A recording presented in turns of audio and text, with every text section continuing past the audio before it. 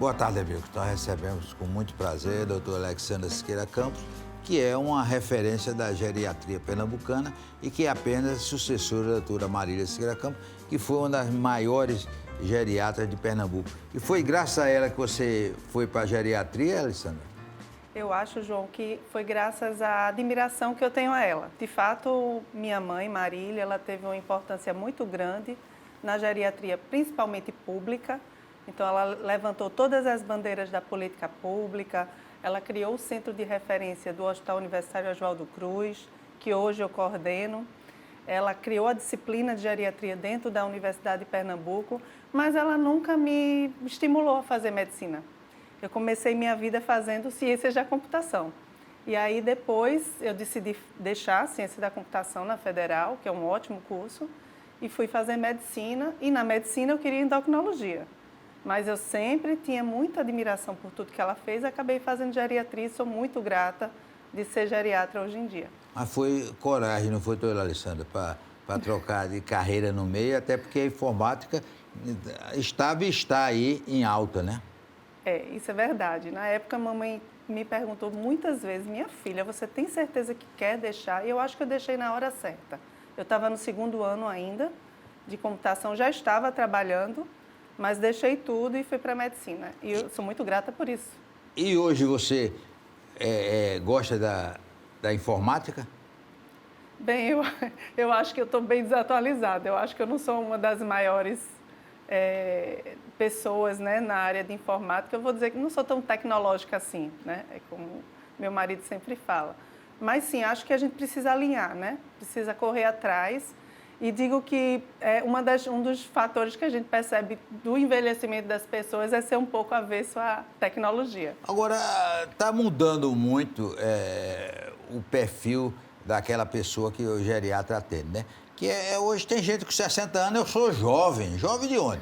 Jovem com antigamente, o cara com 50 anos já era velho. Agora, 60, 70, está mudando muito esse conceito de velhice, né, doutora?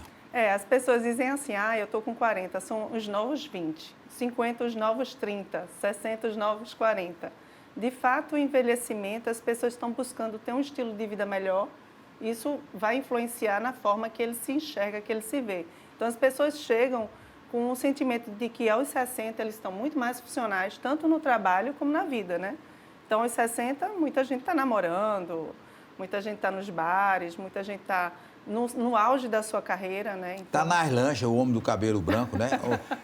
Tá nas lanchas, né? Está nas lanchas também. Então, isso de fato mudou e eu ainda tenho muitas pessoas me perguntando: doutora, eu estou com 80 anos, eu preciso ir para o geriatra? Eu faço, está 20 anos atrasado. Então, de fato, apesar de a gente perceber as pessoas chegando aos 60 melhor, mas isso não exime a necessidade do olhar do geriatra para essa pessoa. E qual é a idade ideal, doutora Alexandra, para a pessoa procurar um geriatra? Essa pergunta 10 em cada 10 pessoas me fazem, isso é muito interessante. A gente diz que a geriatria clínica começa aos 60, certo? Então, o envelhecimento, ser velho no Brasil aos 60, ser velho no exterior aos 65, né? Então, eles chegam com um estilo de vida melhor lá, então existe esse corte, que eu acho que daqui a um período será o nosso corte, 65, então geriatria clínico. Depois de 60, interessante sim ir ao médico, você deve ir ao médico geriatra. Mas antes disso, eu sempre digo que se você tem um bom clínico, um bom cardiologista, que vai estar preocupado em te olhar com o olhar do envelhecimento bem-sucedido, controlando suas doenças crônicas, você não necessariamente precisaria de um geriatra, né? Então, 60 anos, 50 talvez se você tiver muitas morbidades, se você tem um histórico familiar de demência, talvez fosse bom olhar do geriatra. Mas eu não posso esquecer do bom olhar dos meus colegas especialistas, cardiologistas, endocrinologistas e clínicos gerais. A gente tem bons clínicos gerais em Recife. Porque eu ouvi dizer que no Japão, o japonês procura o geriatra já com 40 anos. É por isso que o japonês, a maioria só morre depois de 100 anos, né? A gente tem uma prevalência, expectativa de vida no Japão bem interessante, é uma das maiores do mundo, né? A nossa aqui, a gente está entre 78 anos, a expectativa de vida. Lembrando que a mulher envelhece por mais tempo, então a expectativa da mulher é 80, do homem 73, né? Existe essa feminilização do envelhecimento, mas eu acredito ainda nisso, que se você der algumas ferramentas do olhar geriátrico por bom clínico, ainda acho que pode ser feito por um bom clínico, por um bom geriatra, e a gente talvez, a gente tem uma máxima dentro da geriatria dos 5 M's que foram criadas, né? Quais os 5 pontos que são importantes para a gente sempre avaliar no paciente idoso? Que a gente diz que é a mente, mind, medicação, que a gente chega com uma população aos 60 a 65, às vezes, tomando um excesso de medicações e algumas medicações que não fazem bem, tá certo? Mobilidade. Então, a gente tem, com o envelhecimento, a questão da sarcopenia, principalmente se a pessoa for sedentária, e isso vai influenciar. Tem o quê? Mobilidade. O nome é horrível. Mobility. A mobility, está certo. Que é mobilidade. Então, eu tenho que sempre olhar como é que está o andar daquele idoso, se ele tem perda de massa muscular, porque vai acontecer com o envelhecimento, e isso vai influenciar na autonomia dele, na independência dele. Eu tenho ainda o que mais importa para aquele doente, né? Então, eu preciso tratar a pessoa entendendo os valores daquela pessoa. Não posso tratar todo mundo igual. E multicomplexity, que é eu saber que o idoso, por exemplo, aos 70 anos, mais ou menos 30% a 40% terão 3 ou mais doenças. Então, como é que eu vou tratar ele melhor entendendo esse ser que tem tais valores, que não está tão bem andando e tem 2 ou 3 doenças, né? Então, isso eu acho que é o foco maior da geriatria. A gente consegue ajudar mais as pessoas sempre focando nessas coisas, porque o envelhecimento, o que a gente considera bem sucedido, é aquele que chega com boa capacidade funcional, aquela pessoa que chega ativo, né? Aos 80, aos 90, aos 100 anos, chega o mais ativo possível, exercendo, sim, plenamente sua autonomia. Doutor, o DNA influencia na velhice? Influencia. Mas a gente diz que 1/3 é o que a gente carrega no nosso DNA, e 2/3 é, sim, como eu vivo minha vida, qual é o ambiente que eu vivo, quais são as escolhas que eu faço, de fatores estressores, como é que está a minha saúde mental, se eu me cuido ou não, na alimentação, que é muito importante ainda, no sono. O sono hoje, a gente tem uma série de estudos só sobre sono e demência, né? A gente sabe Porque que é muito antigamente importante. se dizia que quanto mais velho, menos horas de sono era necessário. Não é assim não, né? O Veja, velho tem que dormir. É engraçado isso que você está me dizendo. Quando a gente é bebê, a gente dorme 12 horas, 14 horas, 16 horas. À medida que eu envelheço, eu durmo menos. Mas eu tenho que ter entre 6 a 8 horas de sono de boa qualidade, né? É o sono de boa qualidade. E aí vai um alerta. Eu não sei como é que será o nosso sono, se ele continua sendo de boa qualidade, se eu estou o tempo todo hiperconectado. Porque, de fato, quando a gente dorme, para eu dizer que é de boa qualidade, eu tenho que atingir o sono profundo. É esse que vai reparar minhas células para evitar que eu tenha alguma célula típica que leve a neoplasia. É esse que vai permitir que eu tenha uma boa capacidade imunológica para me defender de doenças. É esse que vai evitar que eu tenha demência. Na sua opinião, doutora, o que é que provoca a demência? Veja, a gente tem um fator que a gente diz que é um fator de risco imutável, né? Então, a idade, né? Então, quanto mais velho eu fico, maior é o risco que eu tenho de ter demência. E Alzheimer? Que a demência de Alzheimer é um dos tipos mais comuns. 50% a 60% das demências é esse tipo, Alzheimer. Existem outras doenças neurológicas primárias que causam demência também, mas Alzheimer é a mais comum. E por que a Alzheimer é crescente? Em vez da pessoa melhorar, vai piorando. Por quê? Vai do fator de risco ou do adoecimento? Fator de risco. Da doença. A idade, à medida que eu vou envelhecendo, eu vou perdendo células de todo o nosso corpo. Então, as células neurológicas, elas também são perdidas. Então, a idade é um fator de risco que eu não tenho como mudar, mas eu tenho vários fatores de risco que eu posso mudar, né? Então, o isolamento social é um veneno para um paciente, como fator de risco. Então, quanto mais sociável eu estou, quanto mais tempo em vida laborativa eu tiver, melhor.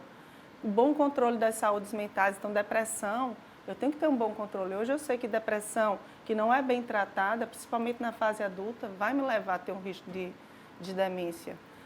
baixa escolaridade, desnutrição na infância, o bom controle de doenças como pressão alta, diabetes, colesterol, tudo isso, uma boa alimentação, exercício é bom para tudo.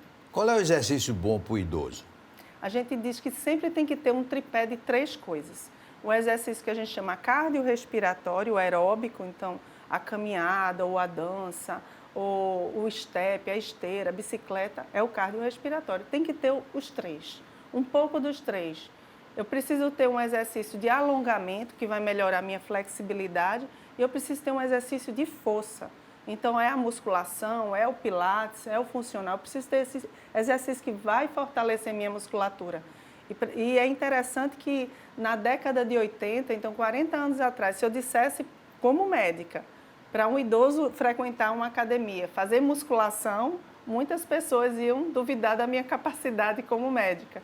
E hoje a gente sabe que é importantíssimo para que esse idoso continue tendo sua mobilidade, andando, evitando cair, né? Porque a queda é um fator de risco importante para fraturas para idosos. E tem aí vários clubes do pessoal da melhor idade que se reúnem, às vezes, toda semana para dançar. Isso é bom, né? É ótimo, né? Eu como uma adoradora da dança, eu danço também, faz bem para o corpo e faz bem para a mente. Então, e socializa. Socializa, né? Quer dizer, se o idoso ficar trancado em casa... Esse vai adoecer. Pode não ter pressão alta, nem diabetes, nenhum dos problemas. Isolado em casa, o risco maior de demência e de outras doenças, como, por exemplo, a sarcopenia, fragilização do idoso. Eu ouvi falar, eu li qualquer dia, que para o idoso é bom fazer palavras cruzadas. É verdade isso? Ou é folclore? Bem, quando se fala de fazer palavra cruzada, se fala em estímulo cognitivo, né? Estímulo da mente, da memória. Mas não é só isso que é importante, né? O estímulo da memória eu posso fazer fazendo um curso, tem que ser o que faz sentido para aquela pessoa, né? Então, se uma pessoa nunca foi de ler nem de fazer palavra cruzada, vai ser difícil para ela. Mas se ela foi uma pessoa, por exemplo, uma senhora que sempre foi de arte, sempre foi de costura, de crochê, eu posso usar isso como estímulo cognitivo para ela. Se ela sempre foi, por exemplo, de tocar instrumentos, piano, vamos refazer aulas de piano. Então, a gente precisa estimular de acordo com a biografia daquela pessoa. Depois do intervalo, vamos continuar conversando com a geriatra Alexandra Siqueira Campos.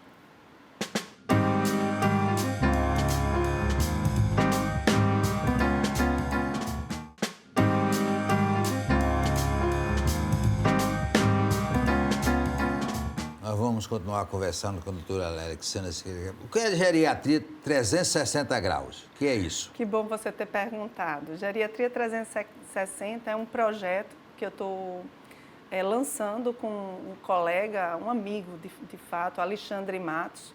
É meu amigo e parceiro tanto no Instituto de Medicina de Idoso, que é o nosso serviço privado, quanto a gente é parceiro dentro do Hospital Universitário Oswaldo Cruz, mas é um canal que a gente quer estimular o conhecimento. Eu sou professora, eu sou coordenadora de pós, tanto em geriatria como em cuidado paliativo, e ele também é professor, hoje é o chefe da disciplina de geriatria do Oswaldo Cruz. E, assim, a gente tem muito essa demanda, né? A gente está sempre com alunos, com médicos em formação, com médicos buscando pós, e a gente achou que esse canal seria um canal interessante, tanto para divulgar conhecimento para médicos e profissionais de saúde, como para divulgar alguns assuntos sobre envelhecimento para o público leigo. O medicamento ajuda o tratamento? Pode ajudar? Sim, o que é que a gente tem que ter cuidado no medicamento para o paciente idoso? Imagina que uma pessoa é hipertensa, só ela vai usar 1 ou 2 medicações. Se essa pessoa for hipertensa diabética, infartou, ela usa no mínimo 6 a 7 medicações. E aí, acima de 5 medicações, eu já tenho um risco de uma medicação interagir com outra. Então, eu tenho que sempre estar olhando qual é o melhor medicação para aquela pessoa com menor perfil de efeitos colaterais. Porque eu tenho um paciente que tem susceptibilidade a efeitos colaterais de medicações. Primeiro, porque ele usa muitas medicações. Segundo, porque à medida que eu envelheço, eu tenho sensibilidade maior a algumas medicações. Então, uma função importante do geriatra é gerenciar essa prescrição. Às vezes é um paciente que tem um reumatologista, um urologista, um cardiologista, um endocrinologista, cada um passa o seu remédio sem saber o que o outro está prescrevendo e cabe a nós avaliar se ali existe alguma interação medicamentosa perigosa, se ali está alguma medicação que não faz tanto sentido, que não existe tanta evidência de uso e de a gente pensar em retirar. Então, muitas vezes, assim, eu posso dizer que em 60% a 70% dos pacientes que chegam no meu consultório, eu tenho que retirar alguma medicação que está inadequada para ele, que pode ter um potencial de causar mal para ele. A senhora também é endocrinologista e como é que orienta o idoso a alimentação dele? Eu não sou endocrinologista, eu quis fazer endocrinologia. Quis fazer. Sim, mas entende. Não, a gente tem que, como geriatra, a gente tem que entender um pouco de tudo. E né? qual é a alimentação do idoso? A gente diz que a alimentação saudável é aquela que tem uma boa ingesta de líquidos, e esse é um grande desafio para as famílias, porque à medida que eu envelheço, eu perco aquele reflexo da sede que me faz sentir que eu estou desidratado. Então, boa ingesta de líquidos. Qual é a boa ingestão? Entre 2 litros a 3 litros. Por dia? Quando isso é possível, que a gente tem alguns pacientes com demência, em outro estágio de doença que eu não consigo, mas para um paciente idoso fit, vamos dizer assim, né? 2 a 3 litros de água por dia é importante. A gente tem uma alimentação rica em frutas e verduras, os antioxidantes, eles têm que estar dentro da alimentação e não através de cápsulas. Então, frutas e verduras, então, uma alimentação rica nisso, uma alimentação rica em proteínas. Então, a primeira coisa que acontece quando eu envelheço, eu perco o paladar para algumas alimentações. Então, existe uma resistência muito grande de comida de panela, como eu digo, né? Então, o idoso não quer comer o almoço, mas quer comer o lanche. E ali no almoço tem o peixe, tem o frango, tem a carne, que é uma fonte proteica importante. Então, uma alimentação rica em leite e derivados e no almoço é também muito importante. E, fora isso, outras coisas como carboidratos de melhor absorção, alimentos integrais. Eu digo que é muito do que todo mundo ouve falar, mas que muitas vezes não se segue, né? Ô, doutor Laxana, qual foi o seu cliente mais velho e o mais novo? Eu perdi agora uma paciente com 104 anos, né? A minha mais velha, 106. Lúcida? 104, infelizmente, não lúcida. Não, é. Eu acompanhava ela há 18 anos já ela chegou comigo no início da demência. Eu acompanhei até a morte, né? E o mais jovem? O mais jovem, a mais jovem eu tenho de 28 anos, que é a neta... Já? 28 anos já está com a geriatra? É a neta de uma paciente que eu cuido da mãe, da filha, da avó, da mãe e da filha. No tratamento do idoso é fundamental o apoio da família, doutor? Muito, muito.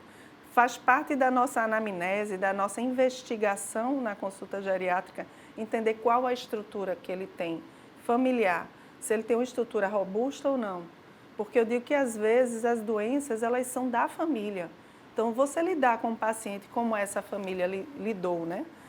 18, 20 anos com a sua mãe com demência, e imagina que, se ela faleceu aos 104, todos os filhos são idosos também, né? Então, eu digo que é uma doença da família. Eu preciso de ter uma boa estruturação para que todo mundo, para que um não se sinta mais sobrecarregado que o outro. O entendimento também da família de evitar ageísmos, né? Que é o preconceito ao envelhecimento. Mamãe ficou velha, não pode dirigir, não pode, não. A idade não pode ser um limitador de alguma função, né? Eu não posso dirigir, eu não posso fazer uma cirurgia, não há idade, né? É a avaliação da capacidade. Mas tem um idoso que a família não deixa ele namorar, ele quer namorar, também tem isso. Quer namorar, tem isso sim. Vai para essas danças para paquerar, né? Pode paquerar, por que não? Mas aí fica, às vezes, os filhos implicando com isso, né? Muitas vezes. Muitas vezes. O idoso tem estresse, doutora? Muitos estresses, demais, né? Então, além muitas vezes, além dos seus adoecimentos e das suas limitações, ninguém quer ser limitado.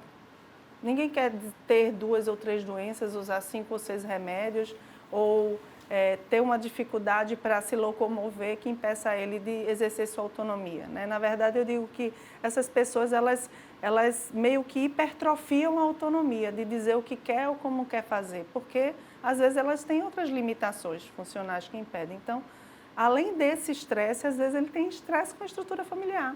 Então, eu tenho pacientes de 80 anos que estão preocupados com seus filhos aos 60. Mas o idoso, por exemplo, o idoso, a idosa, é doido pelos netos, né? É o filho do filho, né? É porque diz que o neto é melhor do que o filho, dizem, né? Alguns. Dizem, né? Dizem, né? A pessoa só tem a parte boa, né? Que é brincar, mas criar, mãe e pai tomem para criar. Mas é também uma característica do idoso gostar muito dos netos, né? Eu acho que existe um fator que se volta muito para a família, né? A gente tem uma região, Brasil é um país muito familiar, né?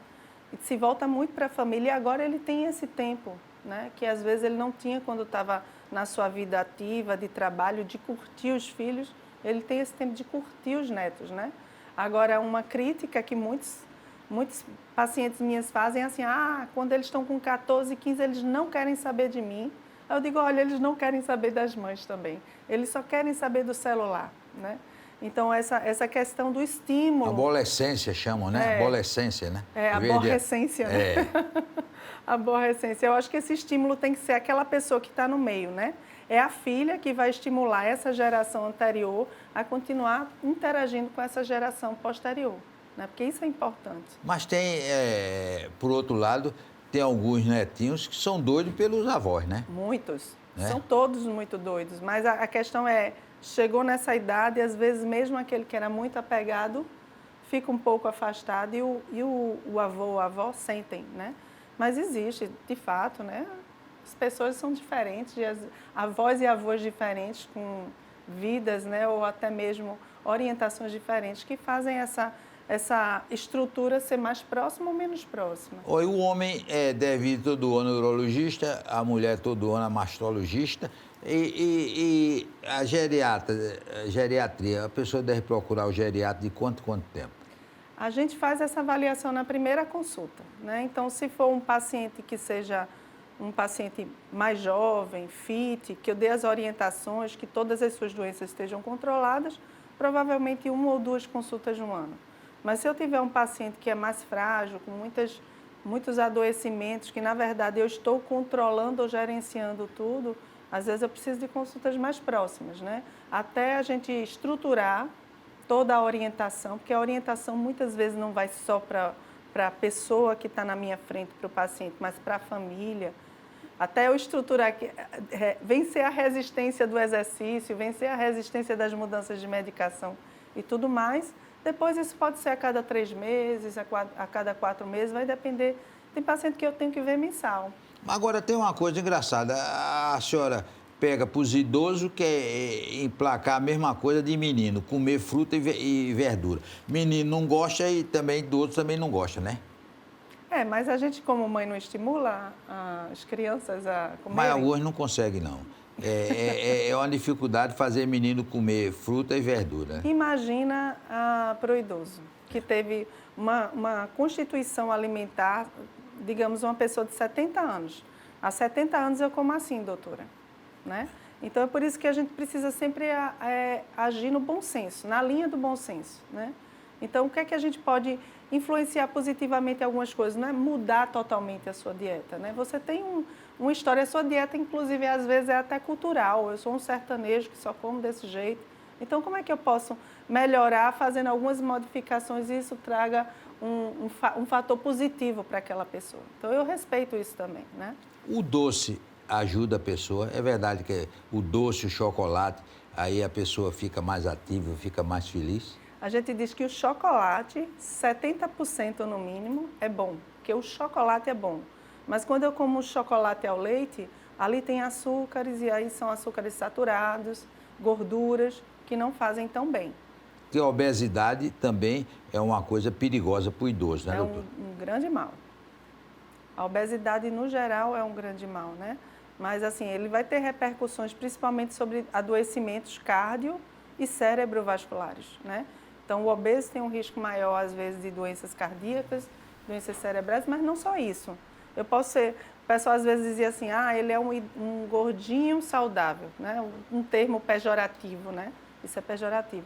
Mas o obeso, quando ele envelhece, às vezes ele vai tendo problema de artrose, que diminui sua locomoção, ou ele tem uma massa gordurosa grande, ou seja, aumentada em relação ao normal, e uma massa muscular diminuída. Então, como é que eu ando se eu estou com o músculo mais fraco e eu estou mais pesado, né? Então, a obesidade sarcopênica, que é isso... Como é o nome? Obesidade sarcopênica. Que nome horroroso. O que é sarcopênica? Que Sarcopenia é quando eu tenho baixa massa e força muscular. Tá certo. Quem tiver essa doença, não diga não, porque o nome é horrível, né? Todos terão. Todos terão. Que envelhecerem vão perder massa muscular. O único jeito é comer certo e fazer exercício. Qual é o nome da doença que você vai ter? Sarcopenia. Todo mundo vai ter esse negócio horroroso. Um forte abraço. Nós queremos agradecer a doutora Alessandra Siqueira por esse show que ela deu e com essas informações importantes sobre a geriatria que cuida da saúde do idoso. Forte abraço, até amanhã, se Deus quiser.